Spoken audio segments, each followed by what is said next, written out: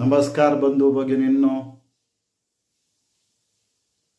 मी coach Prabhakar Kasar. माझ्या दैनंदिन तंत्रज्ञानाची ओळख या व्हिडिओ मालिकेच्या 12व्या भागामध्ये आपले स्वागत करतो. या 12व्या भागात आपण अमावस्या आणि पौर्णिमा म्हणजे काय आणि या कशा होतात ते आपण पाहणार आहोत.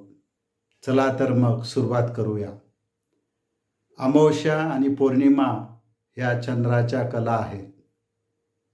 अमावस्या म्हणजे चंद्र पूर्णपणे काळोखाने झाकला जातो आणि चंद्र दिसेना असा होतो, त्याला अमावस्या असं म्हणतात. तर ज्यावेळेस सूर्य आणि पृथ्वी यामध्ये चंद्र असतो, त्यावेळेस पृथ्वीकडची चंद्राची बाजू ही काळोखाने पूर्णपणे झाकली जाते आणि चंद्र दिसेना असा होतो पृथ्वीवरून पाहिल्यास. त्याला अमावस्या असे म्हणतात.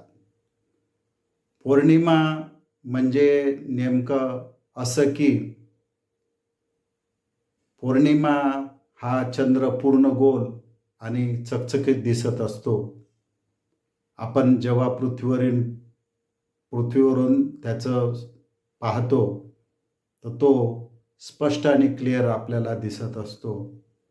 तर पौर्णिमा ही ज्यावेळेस पृथ्वी ही सूर्य आणि चंद्राच्या मध्ये येते, त्यावेळेस पौर्णिमा हा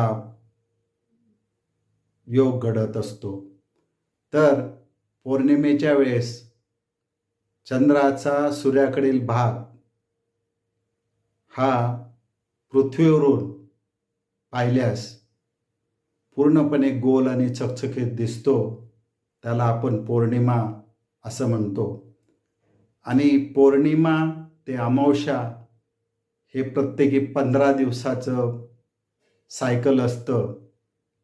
पौर्णिमा ते अमावस्या 15 दिवस आणि अमावस्या ते पौर्णिमा 15 दिवस. अशा पद्धतीने पौर्णिमा अमावस्या ह्या घडत असतात. धन्यवाद.